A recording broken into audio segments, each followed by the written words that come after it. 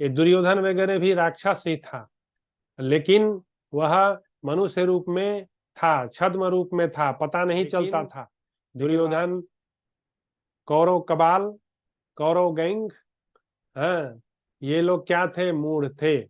इसीलिए ये भगवान को नहीं जान सके। भगवान, मैं समझता हूं तुम कोई क्रूर राक्षस हो। अब देखिए, पितामह बता रहे हैं कि दुर्योधन, तुम वास्तव में पूर्व संस्कारों के द्वारा कोई राक्षस ही दिखाई देते हो, क्योंकि राक्षसों के ही समान तुम्हारी बुद्धि तथा तमोगुण से आच्छन्न हो रही है।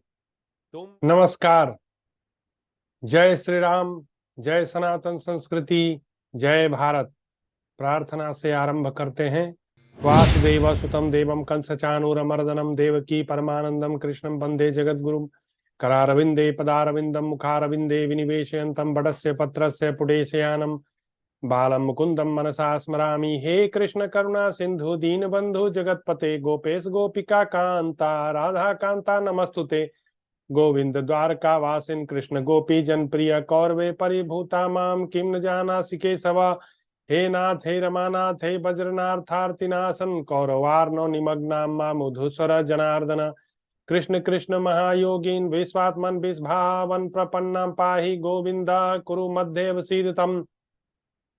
शांतकारं भुजगशयनं पद्मनाभं सुरेशं विश्वाधारं गगनसदृशं मेघवर्णं शुभांगं लक्ष्मीकान्तं कमलनयनं योगिभिध्यानगमनं वन्दे विष्णुभवहरणं सर्वलोकैकनाथं।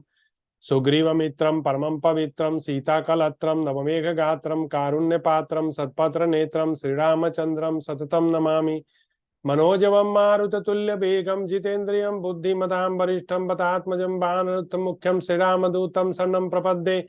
हेमशैलाभदेहं धनुजवन कृशानु ज्ञानिनामग्रगण्यं वानराणामधीशं रघुपतिप्रियभक्तं वातजातं नमामि, वातजातं नमामि। नीलाम्बुजश्यामलकोमलाङ्गं सीतासमारोपितवामभागम् पाणौ महासाय रघुचारुचापं नमामि रामं रघुवंशनाथं। नमामि रामं रघुवंशनाथं। महाभारत, भारत की गौरवशाली कथा, भीष्म पर्व, अध्याय 66। आज के शीर्षक में हम लोग भगवान श्री कृष्ण के नारायण अवतार के बारे में जानकारी प्राप्त करेंगे। उसी से संबंधित यह अध्याय है। अध्याय का शीर्षक है नारायण अवतार श्री कृष्ण एवं नरावतार अर्जुन की महिमा का प्रतिपादन। अर्जुन और भगवान श्री कृष्ण ये कांस्टेंट कंपेनियन हैं। जहां भी लीला होती है ये दोनों साथ साथ प्रकट होते हैं। तो कृष्ण और अर्जुन से पहले इन दोनों का एक और अवतार हो चुका था। वह नर नारायण ऋषि के नाम से प्रसिद्ध हुआ। तो उसी कथा के बारे में हम लोग आज यहाँ पर विचार करेंगे। तो भीष्म दुर्योधन को कथा बता रहे हैं कि हे दुर्योधन, तुम्हारे जो हार हुई है, तुम्हारी जो हार हुई है उसका मुख्य कारण यही है कि तुम जो है अधर्म के मार्ग पर चल रहे हो और तुम्हारे पक्ष में धर्म नहीं है। इस कारण से धर्म जहां पर है वहीं पे भगवान श्री कृष्ण है और वहीं विजय है। और धर्म तो पांडवों के शिविर में है, इसीलिए भगवान श्री कृष्ण जो है सुदर्शन चक्रधारी वहीं बैठे हुए हैं। तो अब उसी कथा को जो पिछली अध्याय में हमने देखा कि ब्रह्मा जी भगवान को प्रार्थना कर रहे हैं और भगवान की प्रार्थना में भगवान को बहुत सारे उनके विशेषताओं को बता रहे हैं। तो आज कंटिन्यूएशन है। तो देखते हैं भीष्म जी आगे क्या कहते हैं दुर्योधन को। भीष्म जी कहते हैं दुर्योधन, तब लोकेश्वरों के भी ईश्वर, मतलब सारे लोक, भगवान भगवत गीता में कहते हैं भोक्तारहम यज्ञ तपसाम सर्वलोक महेश्वरम। भगवान कहते हैं सारे यज्ञों का भोक्ता एकमात्र मैं हूं कृष्ण। भगवान अपने स्वयं को कहते हैं कि एकमात्र भोक्ता जो है मैं स्वयं हूं। भोक्तारहम यज्ञ तपसाम, जितना भी यज्ञ और तपस किया जाता है सबका भोक्ता जो है भगवान है। और भगवान यह भी कहते हैं कि सर्वलोका महेश्वरम है, सारे लोगों का जो है मैं अधिपति हूं। और यही बात यहाँ पे दोहराई जा रही है कि तब लोकेश्वरों के भी ईश्वर दिव्य रूपधारी श्री भगवान ने स्नेह मधुर गंभीर वाणी में ब्रह्मा जी से इस प्रकार कहा। जब भगवान प्रसन्न हो गए ब्रह्मा जी के प्रार्थना से, गदगद हो गए, तब श्री भगवान जो है अपनी मधुर वाणी बोले। और क्या बोले? तात तुम्हारे मन में जैसी इच्छा है वह सब मुझे योग बल से ज्ञात हो गई है, उसके अनुसार ही सब कार्य होगा। ऐसा कहकर भगवान वहीं अंतर ध्यान हो गए। बस भगवान ने कुछ नहीं कहा, बस यही कहा, तात तुम्हारे मन में जैसी इच्छा है, तुम जो चाहते हो कि मैं अवतार लूं, एक बार फिर से ब्राह्मण, देवता, पृथ्वी, गौ, इन सब का उद्धार करने के लिए तुम चाहते हो ब्रह्मा कि मैं फिर से अवतार लूं, तो मैं ऐसा जरूर करूंगा। और भगवान शब्दों के मामले में बड़े कृपण हैं, एक शब्द भी ज्यादा नहीं बोलते। आपने रामायण पढ़ा होगा तो आपने देखा होगा कि कहीं कहीं भगवान बोले हैं, लेकिन वे हमेशा जब भी बोले हैं सार पूर्ण बातों को ही बोले हैं। उसमें हर चौपाई में खाली ज्ञान ही ज्ञान है। तो बहुत कम जगह बोले हैं भगवान, लेकिन जहां भी बोले हैं सार युक्त वाणी बोले हैं। इसीलिए भगवान जो है शब्दों के जो प्रयोग होता है, शब्दों का प्रयोग होता है, उसमें बड़े ही कृपण हैं। तो ब्रह्मा जी इतनी बड़ी बड़ी जो है उनकी प्रशंसा किए, और भगवान क्या बोले?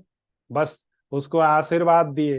क्या दिए? तात तुम्हारे मन में जैसी इच्छा है वह सब मैं अपने योग बल, वह सब मुझे योग बल से ज्ञात हो गई है। मैं जान गया हूं तुम क्या चाहते हो, और उसके अनुसार ही सब कार्य होगा। ऐसा कहकर भगवान जो है अंतर्ध्यान हो गए। तब देवता, ऋषि और गंधर्व सभी बड़े विस्मय में पड़ गए। उन सब ने अत्यंत उत्सुक होकर पितामह ब्रह्मा जी से कहा। अब देवता लोग को आश्चर्य हुआ कि ब्रह्मा जी इतनी बड़ी बड़ी बात बोले, भगवान बस एक लाइन बोल के चले गए। अरे भाई, जो इम्पोर्टेंट चीज होती है, महत्वपूर्ण चीज, वह एक लाइन में ही बोली जाती है। बकवास करने के लिए आजकल के राजनेता आप छोड़ दो तो घंटों बोलते रहेंगे अल्ल बल्ल, उसका क्या अर्थ होता है? कुछ नहीं। बात ऐसी बोलो, ऐसी वाणी बोलिए मन का आपा खोए। तो ऐसी वाणी बोलो, कम ही बोलो, नाप तौल के बोलो कि वह सामने वाले को प्रभावित कर ले। बकवास जो है करने का कोई लाभ नहीं है। तो अभी सभी देवता जो है ब्रह्मा जी से प्रश्न कर रहे हैं। अब ब्रह्मा जी जो है उन देवताओं का संदेह दूर करने वाले हैं। देवताओं ने ब्रह्मा से प्रश्न किया, प्रभो आपने विनय पूर्वक करके श्रेष्ठ वचनों द्वारा जिनकी स्तुति की है, ये कौन थे? हम उनके विषय में सुनना चाहते हैं। देवताओं को पता नहीं था कि वास्तव में अभी जो लोक महेश्वर ईश्वर जो प्रकट हुए थे वे हैं कौन। ब्रह्मा जी तो जान गए क्योंकि भगवान की उन पर विशेष कृपा है, लेकिन और सारे देवता इस बात को नहीं जान पाए। तो चूंकि ब्रह्मा जी डायरेक्ट भगवान से उत्पन्न हुए हैं तो भगवान की उन पर कृपा है। पिता जो है पुत्र को रहस्य बता देता है कि मैं तेरा पिता हूं, तो ब्रह्मा जी तो जान गए, लेकिन बाकी सब देवता जो है डायरेक्ट भगवान से नहीं उत्पन्न हुए हैं, इसलिए उन्हें थोड़ा भ्रम हो गया, डाउट हो गया। तो हम लोग भी संसार में जीवन जीते हैं तो हमें पता होता है हमारे पिताजी माताजी कौन है, क्योंकि पिताजी माताजी हमें बता देते हैं कि मैं ही तुम्हारा पिता हूं, मैं ही तुम्हारे। तो माता पिता यदि अपने पुत्र को नहीं बताए तो वो पुत्र जो है उसको हम लोग बोल देते हैं कि वह अनाथ है, उसका कोई नाथ नहीं है। तो अभी जो है देवता लोग प्रश्न किए, उनके इस प्रकार पूछने पर भगवान ब्रह्मा ने उन समस्त देवताओं, ब्रह्मर्षियों और गंधर्वों से मधुर वाणी में कहा। अब ब्रह्मा जी बोलना आरंभ किए। ब्रह्मा जी बोले, श्रेष्ठ देवताओं, जो परम तत्व है, भूत भविष्य और वर्तमान तीनों, जिनके उत्कट स्वरूप हैं तथा जो इन सबसे विलक्षण हैं, जिन्हें संपूर्ण भूतों का आत्मा और सर्वशक्तिमान प्रभु कहा गया है, जो परब्रह्म और परम पद के नाम से विख्यात हैं, वही परमात्मा ने मुझे दर्शन देकर मुझसे प्रसन्न होकर बातचीत की है। मैंने उन जगदीश्वर से संपूर्ण जगत पर कृपा करने के लिए प्रार्थना की कि प्रभु आप वासुदेव, कृष्ण जी के पिता का नाम था वसुदेव और भगवान को बोलते हैं वासुदेव, तो वो और वा में अंतर है।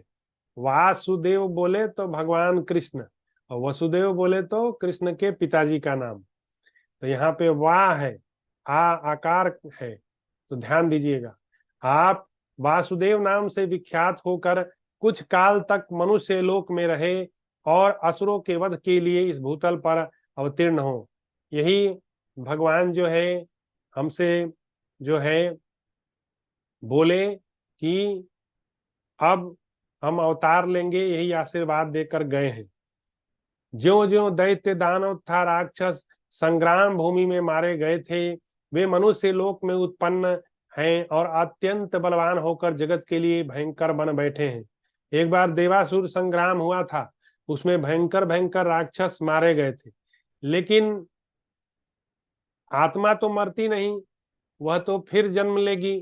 तो हुआ ऐसा कि वो जो देवासुर संग्राम में भगवान विष्णु के चक्र से काटे गए थे, अब वही राक्षस सब पृथ्वी लोक में आके भयंकर भयंकर मनुष्य रूप में वो छिप के, वास्तव में वे राक्षस ही थे, तो वे मनुष्य लोक में आके उन्होंने जन्म लिया। ये दुर्योधन वगैरह भी राक्षस ही था, लेकिन वह मनुष्य रूप में था, छद्म रूप में था, पता नहीं चलता था, लेकिन वास्तव में उसके जो संस्कार थे पूर्वत, वह सब राक्षस वृत्ति वाले ही थे। इसीलिए दुर्योधन जो है राक्षस प्रवृत्ति का था, वह हमेशा दुष्टता करता रहता था पांडवों के साथ। उन सब का वध करने के लिए सबको वश में करने वाले भगवान नारायण नर के साथ मनुष्य योनि में अवतीर्ण होकर भूतल पर विचरेंगे। ऋषियों में श्रेष्ठ जो पुरातन महर्षि अमित तेजस्वी नर और नारायण हैं, वे एक साथ मानव लोक में अवतीर्ण होंगे। यही भगवान ने हमसे जो है कहा है कि नर नारायण ऋषि जो है, वे जो नर नारायण ऋषि के रूप में अवतीर्ण हुए थे, वही अब एक साथ मानव लोक में फिर से अवतीर्ण होंगे। युद्ध भूमि में यदि वे विजय के लिए प्रयत्नशील हों तो संपूर्ण देवता भी उन्हें परास्त नहीं कर सकते। मूढ़ मनुष्य उन नर नारायण ऋषि को नहीं जान सकेंगे। तो यही कारण था कि भगवान श्री कृष्ण को पांडव लोग तो जानते थे, लेकिन कौरव लोग नहीं जानते थे। संपूर्ण जगत का स्वामी मैं ब्रह्मा उन भगवान का ज्येष्ठ पुत्र हूं। तुम सब लोगों को उन सर्वलोक महेश्वर भगवान वासुदेव की आराधना करनी चाहिए। ब्रह्मा जी बता रहे हैं कि वे मेरे इमीडिएट पिताजी हैं, तो मैं तुम देवताओं से यह तुम्हें आज्ञा दे रहा हूं कि तुम लोग भी उन लोक महेश्वर भगवान की आराधना करो।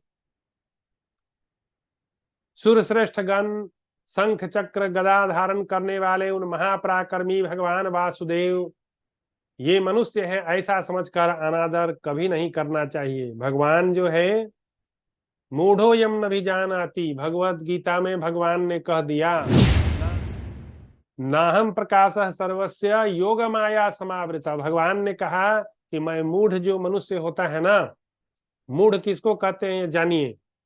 मूढ़ वही होता है जो जानते हुए भी बार बार गलती करता है, उसका परिणाम जानता है, उसी को मूढ़ कहा जाता है। पत्थर को मूढ़ नहीं कहते, वह निर्जीव है। मूढ़ का मतलब होता है जो जानता है कि गलत काम का परिणाम गलत होगा। जैसे दुर्योधन जानता था कि मैं गलत कार्य कर रहा हूं, इसका परिणाम भी गलत होगा, लेकिन जानबूझकर वह गलती करता था। तो इसीलिए भगवान कहे कि वैसे मूढ़ों को नाहम प्रकाश सर्वस्य, मैं प्रकाशित नहीं होता है। और मैं कैसे प्रकाशित नहीं हो पाता? योग माया समावृता, मेरी जो योग माया शक्ति है वह मेरे ऐश्वर्य को छिपा देती है। इसीलिए कौन जानता है?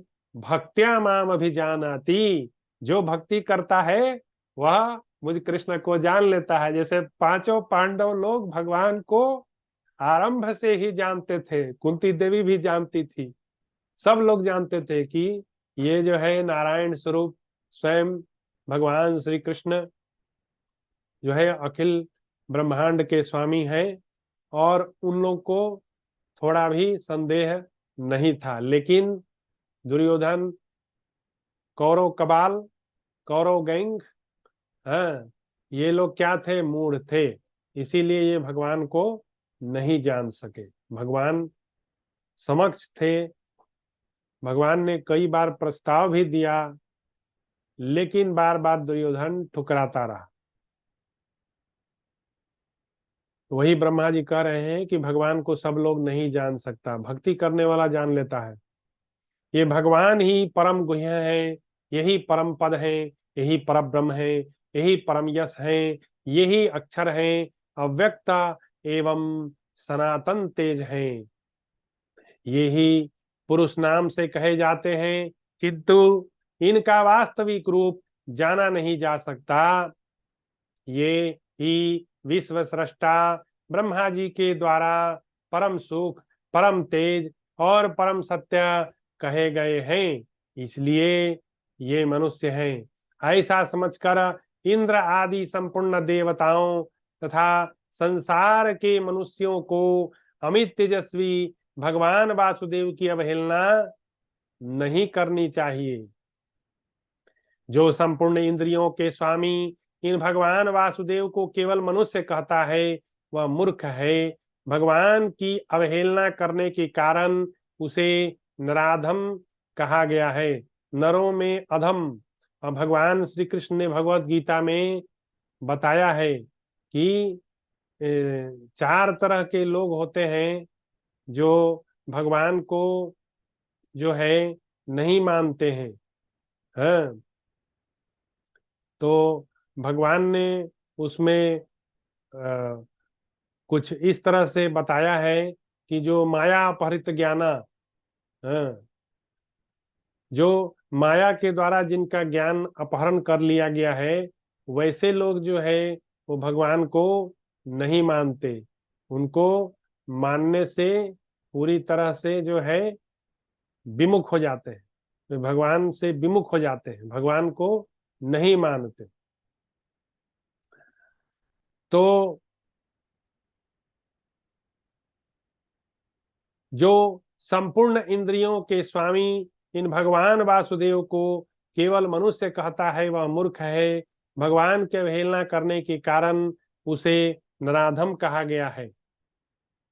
भगवान वासुदेव साक्षात परमात्मा हैं और योग शक्ति से संपन्न होने के कारण उन्होंने मानव शरीर में प्रवेश किया है। जो उनकी अवहेलना करता है उसे ज्ञानी पुरुष तमोगुणी बताते हैं। और जो इस मनुष्य शरीर में आकर भगवान का पूजन नहीं करता, उनकी स्तुति नहीं करता, उनका गान नहीं करता, उनका भजन नहीं करता, उनका नाम नहीं लेता, वह बड़ा ही तमोगुणी है। वह बड़ा ही इग्नोरेंट लाइफ जी रहा है। पशुओं की लाइफ जो है वह जी रहा है मनुष्य के शरीर में। जो चराचर स्वरूप श्रीवत्स चिन्ह भूषित उत्तम कांति से संपन्न भगवान पद्मनाभ को नहीं जानता, उसे विद्वान पुरुष तमोगुणी कहते हैं। जो किरीट और कौस्तुभक मणि धारण करने वाले तथा मित्रों भक्तजनों को अभय देने वाले हैं, उन परमात्मा की अवहेलना करने वाला मनुष्य घोर नरक में डूबता है। भगवान ने भगवत गीता में कहा है, सर्वधर्मान परित्यज्य मामेकं शरणं व्रज अहम तो सर्वपापेभ्यो मोक्षयिष्यामि मा शुचः। भगवान ने कहा मुझे ही, मामेव, एव शब्द आया है। एव का मतलब मुझे ही नहीं। भगवान ने कहा मुझे भी नहीं, मुझे ही। भी और ही में अंतर है। ही हिंदी वाला ही, ये चीज ही नहीं। हिंदी वाला जो ही है, ह दीर्घई ही। तो भगवान ने कहा मामेव। मामेव शब्द, एव शब्द का मतलब होता है मुझे ही। यदि तुम मेरी शरण अर्जुन ले लोगे, मेरी शरण में ही आ जाओगे, तो मैं तुम्हें सारे पापों से मुक्त कर दूंगा। ये भगवान की गारंटी फिर एक बार आ रही है। भगवान कह रहे हैं मेरी शरण में आ जाओगे तो तुम जो है सब पापों से मुक्त हो जाओगे, और तुम ऐसा करोगे तो यह मेरी गारंटी है तुम्हें, तुम सब पापों से मुक्त हो जाओगे। और मेरी शरण लो अर्जुन, डरो नहीं, मां शुचः, डू नॉट फियर, तुम भय मत करो। जितने भी धर्म हैं सबका त्याग कर दो और एकमात्र कृष्ण के शरण में आ जाओ। और किसी देवी देवता को भजने की आवश्यकता नहीं, क्योंकि भगवान ने भगवत गीता में कहा है अहम सर्वस्य प्रभवः मत्तः सर्वं प्रवर्तते इति मत्वा भजन्ते माम बुधा भावा समन्वितः। है, भगवान कहते हैं कि I am the source of everything, everything, whether it is material और स्पिरिचुअल। यही तो दो चीज है। स्पिरिट और मैटर के कॉम्बिनेशन से ये संसार चलता है। तो भगवान ने कहा I am the source of everything. तो ये वही लोक महेश्वर भगवान हैं। और सुरश्रेष्ठ गण इस प्रकार तात्विक वस्तु को समझकर सब लोगों को लोक महेश्वर के भी ईश्वर भगवान वासुदेव को नमस्कार करना चाहिए। भीष्म जी कहते हैं दुर्योधन देवताओं तथा ऋषियों से ऐसा कहकर पूर्व काल में सर्वभूतात्मा भगवान ब्रह्मा ने उन सब को विदा कर दिया। फिर वे अपने लोक को चले गए, सारे देवता जो है वापस हो गए। तत्पश्चात ब्रह्मा जी की कही हुई परमार्थ चर्चा को सुनकर देवता गंधर्व मुनि अप्सराएं ये सभी प्रसन्नता पूर्वक स्वर्गलोक में गए। तात एक समय शुद्ध अंतःकरण वाले महर्षियों का एक समाज जुटा हुआ था, जिसमें वे पुरातन भगवान वासुदेव की महात्म कथा कह रहे थे। उन्हीं के मुंह से मैंने ये सब बातें सुन रखी है। भगवान की जो विशेषताएं हैं वो मैंने सुन रखी थी। इसीलिए तो जब भगवान प्रकट हुए तो मैंने उनकी स्तुति की। तो इसीलिए अध्ययन करना आवश्यक है, क्योंकि भगवान प्रकट हो जाए तो फिर आप क्या बोलोगे? आप कुछ पढ़े नहीं रहोगे, अध्ययन नहीं किए रहोगे तो भगवान की स्तुति कैसे करोगे? नहीं कर पाओगे।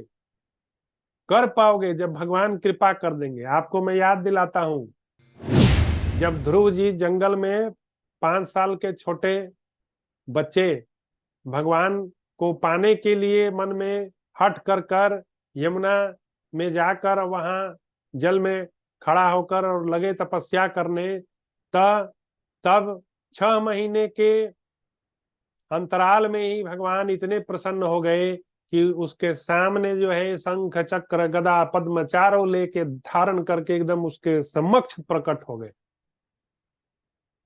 एकदम भगवान के सामने प्रकट हो गए। तो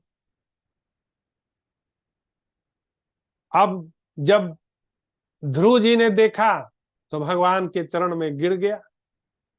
अब ध्रुव जो है 5 साल का अबोध बालक, वो कुछ तो जानता था नहीं, लेकिन उसके मन में ऐसी प्रेरणा हुई कि मैं अपने गदगद कंठवाणी से भगवान की जो है, जिसे वेद गा गा के थक जाते हैं, मैं वह वेदों में कही हुई स्तुति को जो है भगवान के लिए स्तुति करूं।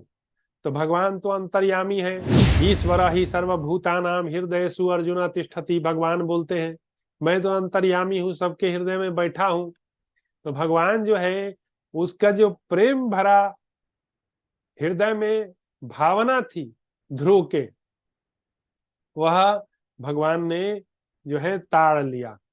तो भगवान ने फिर क्या किया, उनका जो शंख था, उस शंख से उस ध्रुव के माथे पर जो है उसे टच कर दिया। और जैसे ही वो शंख टच हुआ, ध्रुव महाराज जो है गदगद वाणी में भगवान जो वेदों में कही हुई स्तुति है वैसी स्तुति करने लगा।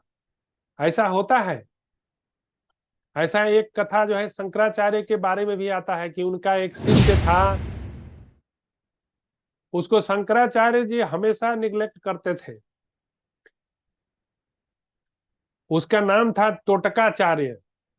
उसने एक तोटक जो है ग्रंथ का निर्माण किया। उसको शंकराचार्य के जितने भी मित्र थे सब समझते थे कि बड़ा मंद बुद्धि है, बड़ा मूर्ख है। लेकिन वह जो तोटक नाम का शिष्य था शंकराचार्य का, वह बहुत श्रद्धा रखता था अपने गुरु जी पर। शंकराचार्य जी उसे कुछ भी कह दे, वह एक क्षण भी देर न करते हुए उनकी आज्ञा का पालन करता था। सब सोते रहते थे तो वो जाग के गुरु को सेवा करते रहता था।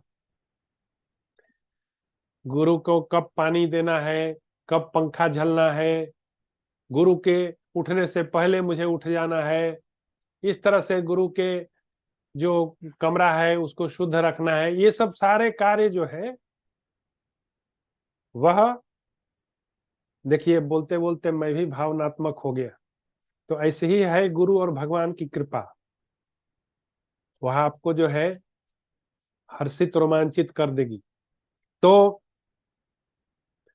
कथा ऐसी है कि एक बार वह शिष्य तोटक जो है, त्रोटक या तोटक नाम था, वह गंगा में गया हुआ था और वहां जो है वो मन ही मन सोच रहा था कि गुरु जी शंकराचार्य जी कब हम पर कृपा करेंगे। और मैं शंकराचार्य जी, आदि शंकराचार्य के बारे में बता रहा हूं, जो स्वयं भगवान शिव के अंश थे, जिन्होंने वेदों की रक्षा की थी आके। तो वह अपना वस्त्र जो है और गुरुदेव का वस्त्र जो है वह लेकर नदी पर गया था और उसको जो है वो धो रहा था। और धोते धोते जो है मन ही मन सोच रहा था, गुरु जी कब कृपा करेंगे, गुरु जी कब हम पर कृपा करेंगे। यही बात जो है मन ही मन सोच रहा था। और इधर शंकराचार्य जी जो है वे क्लास लगाए हुए थे, सारे विद्यार्थी जो है बैठे हुए थे एक लाइन से, और तोटक जो है वो नहीं आया था। तो सारे विद्यार्थी जो है वे शंकराचार्य जी से कह रहे थे, महाराज वह आपका शिष्य तो ऐसे भी कुछ करता नहीं है और उसका ज्यादा रुचि भी नहीं है, उसके लिए आप क्यों समय जो है व्यर्थ कर रहे हैं। आप क्लास स्टार्ट कर दीजिए और हम लोग को पढ़ाइए और रहने दीजिए उस शिष्य को, उससे आपको क्या फर्क पड़ने वाला है। तो शंकराचार्य जी ने उसी समय कुछ कहा, कोई एक ऐसी बात उन्होंने कही, कोई शिष्य समझ नहीं पाया। उन्होंने यही कहा, तोटक, आज मैं तुम पर बहुत प्रसन्न हूं और लो मैं तुमको अपना सारा ज्ञान ट्रांसफर करता हूं। हाँ, ज्ञान ट्रांसफर होता है। जैसे विवेकानंद को ज्ञान ट्रांसफर हुआ, कहां से? उनके जो आचार्य गुरु थे रामकृष्ण परमहंस, जिन पर साक्षात मां काली की कृपा थी, तो वहां से विवेकानंद जी को ज्ञान प्राप्त हुआ। तो ये जब सांकेतिक भाषा आदि शंकराचार्य जी ने कहा, त्रुटक आज मैं तुझ पर बहुत प्रसन्न हूं और ले मैं तुझको सारा अपना ज्ञान दे देता हूं, सारे विद्यार्थी जो है आश्चर्यचकित थे। यह आचार्य ने क्या कह दिया,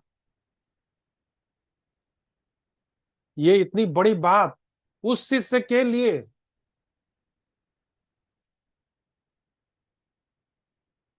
जो कुछ करता उड़ता तो था नहीं, गुरु का सेवा छोड़ के और कुछ नहीं करता था। तो शंकराचार्य जी जो है, शंकराचार्य जी जो है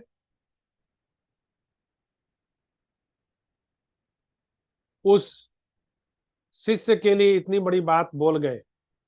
और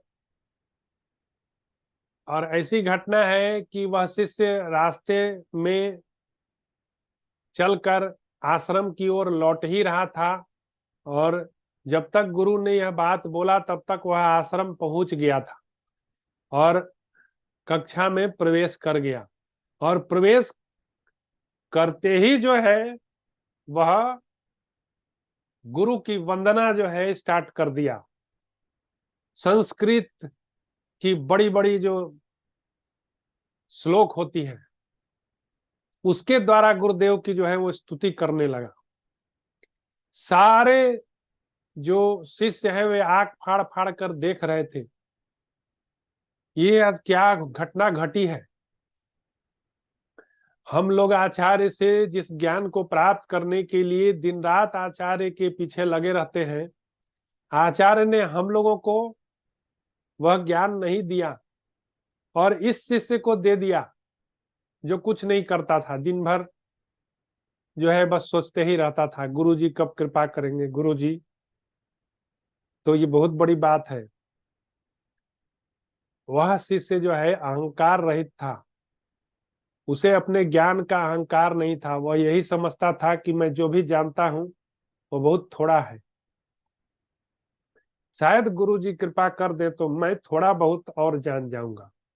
और यही हुआ, गुरु जी ने कृपा किया और वो उसी दिन से तोटकाचार्य के नाम से प्रसिद्ध हो गया। तो ऐसे होती है गुरु और भगवान की कृपा। भगवान ने जो है ध्रुव के ऊपर कृपा की, ध्रुव जो है वह वेदों का गान करने लगा। वेदों में जो स्तुति, निगम नेत शिव ध्यान न पावा, जो जो वेदों में और भगवान शिव जिन जिसके द्वारा भगवान की स्तुति करते हैं, वैसे वैसे जो है वेद के मंत्र उच्चार करने लगा। तो ये मैंने एक छोटी सी घटना बताई। भरत श्रेष्ठ, इसके सिवा जमदाग्नि नंदन परशुराम, बुद्धिमान मार्कंडेय, व्यास था, नारद से भी मैंने यह बात सुनी है। भरत कुलभूषण, इस विषय को सुन और समझकर मैं वसुदेव नंदन भगवान श्री कृष्ण को अविनाशी प्रभु, परमात्मा लोकेश्वर और सर्वशक्तिमान नारायण जानता हूं। तो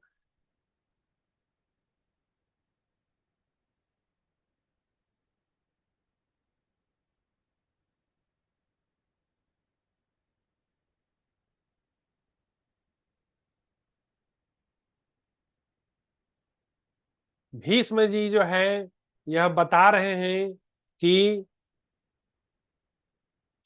भरत कुल भूषण इस विषय को सुनकर और समझकर मैं वासुदेव नंदन भगवान श्री कृष्ण को अविनाशी प्रभु परमात्मा लोकेश्वर सर्वशक्तिमान नारायण जानता हूं, क्योंकि मैंने यह किसके किसके मुख से सुना? जमदाग्नि नंदन परशुराम जी के मुख से, मार्कंडेय जी के मुख से, व्यास जी के मुख से, नारद जी के मुख से मैंने स्वयं सुना है। इसलिए मैं जानता हूं यह वासुदेव श्री कृष्ण सर्वशक्तिमान प्रभु हैं।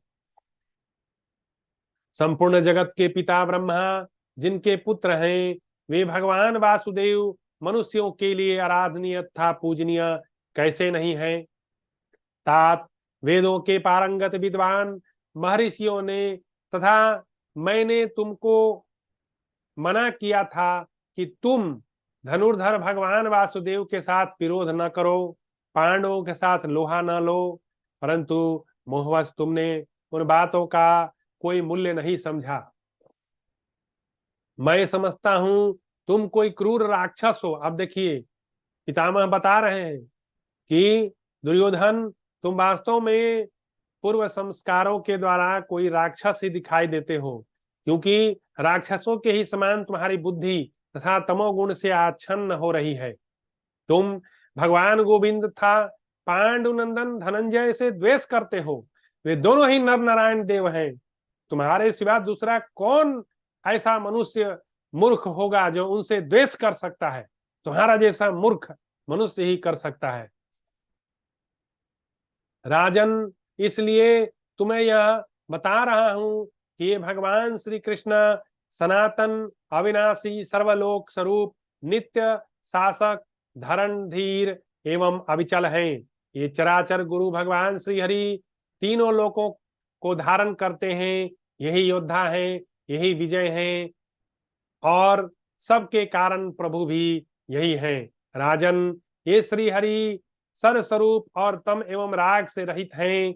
जहां श्री कृष्ण है वहां धर्म है, जहां धर्म है वहीं विजय है। देखिए यह फिर श्लोक आया, यतः कृष्णस्ततो जय धर्मो यतो धर्मस्ततो जय। उनके महात्म योग से तथा आत्म स्वरूप योग से समस्त पांडव सुरक्षित हैं। राजन, इसलिए इनकी विजय होगी। वे पांडवों को सदा कल्याणमयी बुद्धि प्रदान करते हैं, युद्ध में बल देते हैं और भय से नित्य उनकी रक्षा करते हैं। भारत, जिनके विषय में तुम मुझसे पूछ रहे हो, वे सनातन देवता सर्वगुणमय सर्वगुह्यमय कल्याण स्वरूप परमात्मा ही वासुदेव नाम से जानने योग्य है। ब्राह्मण क्षत्रिय वैश्य शूद्र लक्षण संपन्न शूद्र ये सभी नित्य तत्पर होकर अपने कर्मों द्वारा इनकी सेवा पूजा करते हैं। द्वापर युग के अंत और कलयुग के आदि में शंकरसन ने श्री कृष्णोपासना की विधि का आश्रय ले इन्हीं की महिमा का गान किया। शंकरसन जी के 1000 मुख है। वे शेषनाग अनंत काल से भगवान की स्तुति कर रहे हैं हजारों मुखों से। यही श्री कृष्ण नाम से विख्यात होकर इस लोक की रक्षा करते हैं। ये भगवान वासुदेव ही युग युग में देवलोक मृत्यलोक था समुद्र से घिरी हुई द्वारिका नगरी का निर्माण करते हैं। यही बारंबार मनुष्य लोक में अवतार ग्रहण करते हैं। इस प्रकार श्री महाभारत भीष्म पर्व के अंतर्गत भीष्म वध पर्व में विश्वोपाख्यान विषयक 66वां अध्याय पूरा हुआ। तो आज हम लोगों ने देखा कि किस तरह से ब्रह्मा जी के द्वारा जो यशोगान भगवान का किया गया था वह ऋषियों महर्षियों तक पहुंची, जमदाग्नि नंदन परशुराम जी तक पहुंची, व्यास जी तक पहुंची। तो इन ऋषियों के मुख से भीष्म जी ने भगवान के क्वालिटीज के बारे में सुन रखा था और वही बात दुर्योधन को भीष्म जी ने बताया। और फाइनली भीष्म जी का वर्डिक्ट था कि दुर्योधन, तू कोई राक्षस है, पूर्व काल में देवासुर संग्राम में मारे गए होगे, तो आज तू मनुष्य रूप में भले ही दिख रहा है, पर तेरी बुद्धि बड़ी कुटिल है और तू बड़ा तमोगुणी है, हमेशा निकृष्ट कर्म करता है, इसलिए तू अवश्य ही कोई राक्षस है, ऐसा मुझे लग रहा है, भीष्म जी कह रहे हैं। तो आज हमने बहुत सुंदर महाभारत का अध्याय का अध्ययन किया, जिसमें भगवान के क्वालिटीज के बारे में बताया गया कि भगवान श्री कृष्ण स्वयं नारायण हैं और अर्जुन स्वयं नर हैं। तो हमने इस विशेष चैप्टर को अध्ययन किया। यह बहुत ही इम्पोर्टेंट बात है कि 5वें दिन के युद्ध होने से पहले उसकी भूमिका को समझ ले ठीक से, तो बाद की बात समझने में बहुत आसानी होगी। तो अब मैं अपनी वाणी को यहीं विराम दूंगा और अगली बार फिर आपसे एक नई कथा में आपके समक्ष प्रस्तुत होऊंगा। तब तक के लिए आज्ञा दे। धन्यवाद। जय श्री राम, जय सनातन संस्कृति, जय भारत।